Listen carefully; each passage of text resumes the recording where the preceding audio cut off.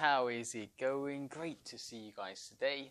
So today we're going to go for it. Today we're going to go through my anxiety code. This is my program to help people to firstly conquer the symptoms they're having, anxiety-related symptoms, but secondly, use that as a path, use that as a journey, use that as a foundation to literally transform their life. So the limits that you experience, your insecurities, your anxieties, the irrational fears, these are the pillars which are holding you back in life. So anxiety is really a symptom. Anxiety is an opportunity for you to grow as a person and to see that those problems that you're having, when you reduce those symptoms, can be used for a platform to move your life forward in an epic way, as I did and as all my clients do as well. Cool, so anxiety code. These are three pillars, and when you address these three pillars, anyone, whatever situation you're in, regardless, will recover from the anxiety that you're having and will feel epically better in yourself in every single way that you possibly can.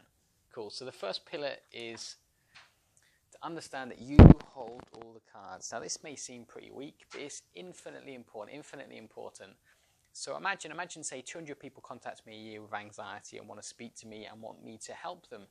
Now this is the most important step, because very often people have been tricked. People have been tricked into thinking that their anxiety is something to do with them. Yeah, so it's personal to them. It's just how they are.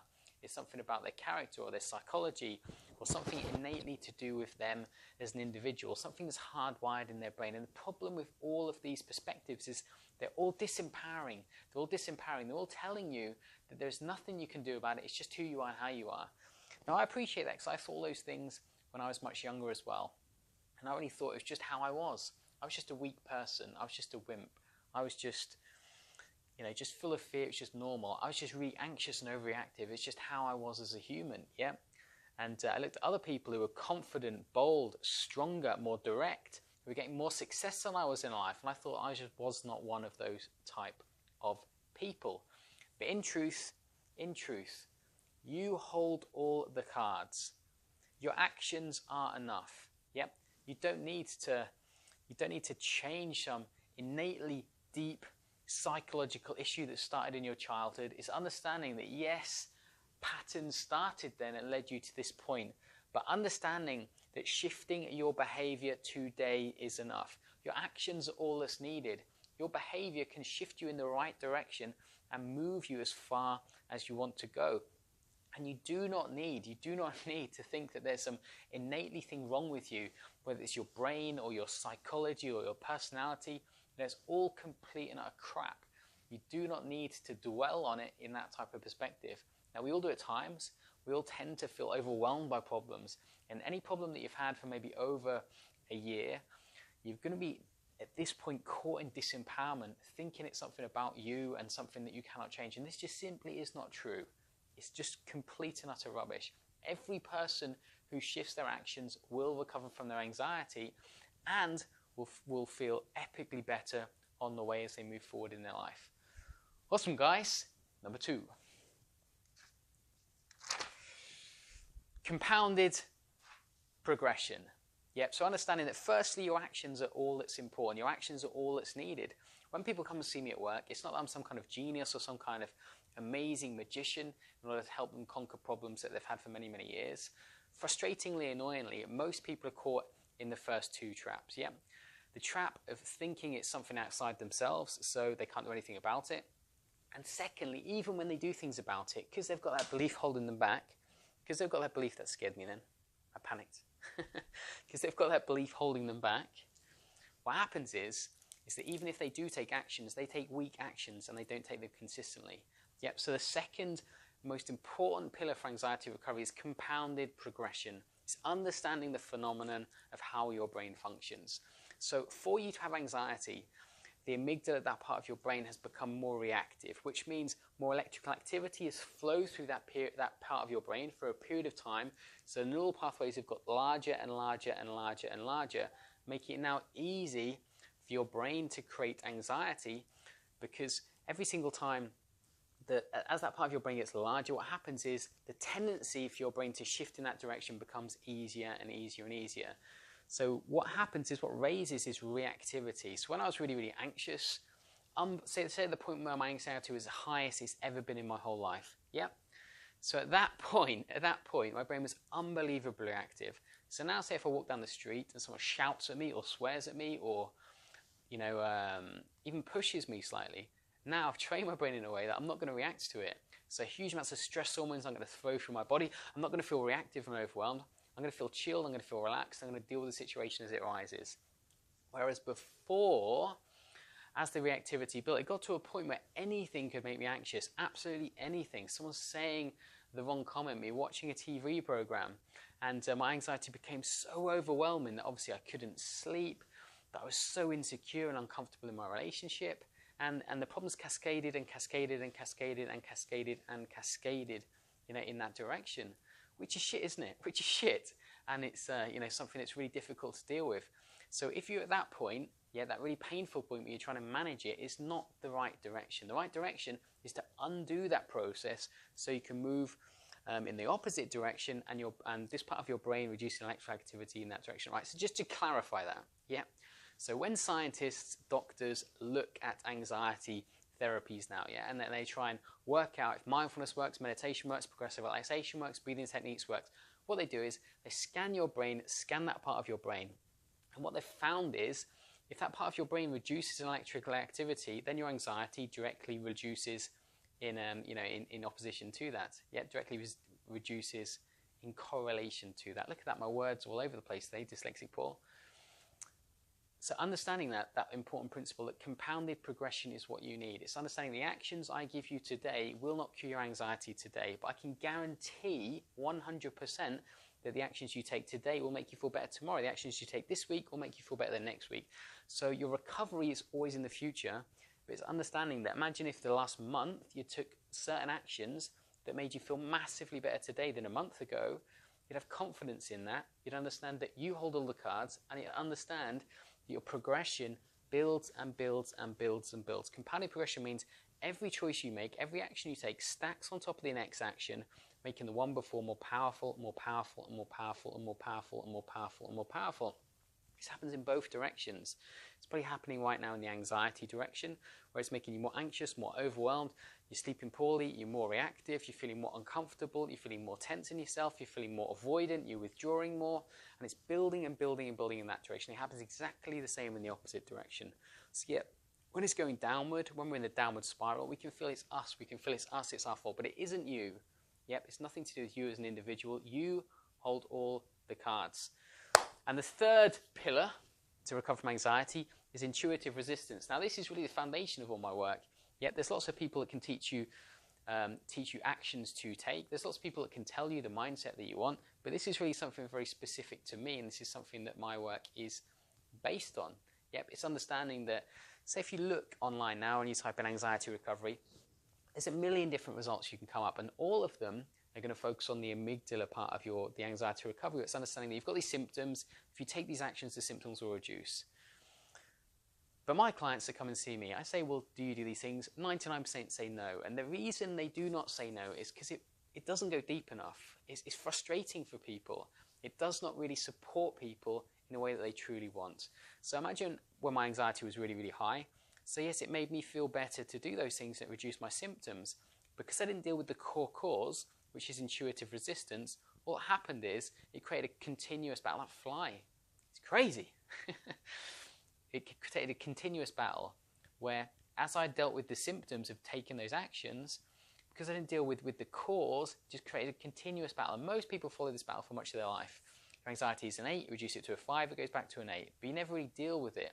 So even if you get down to a 0, realistically, your anxiety isn't stimulated then, but it's still there, and it still affects you. And it affects you via intuitive resistance.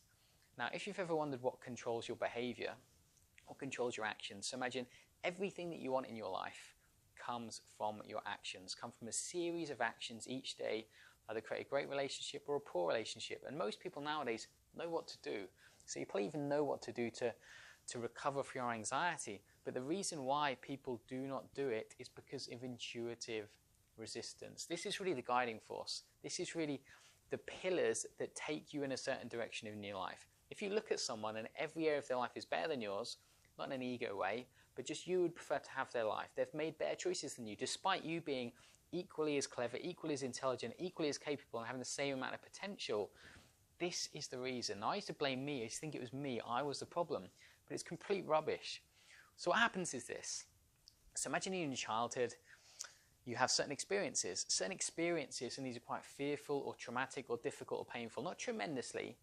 And what happens is your brain then remembers those events. Yeah, so that part of your brain we spoke about, the amygdala, that part of your brain, stores every traumatic or painful memory of your entire life. Yeah, it stores them all. It stores them all there.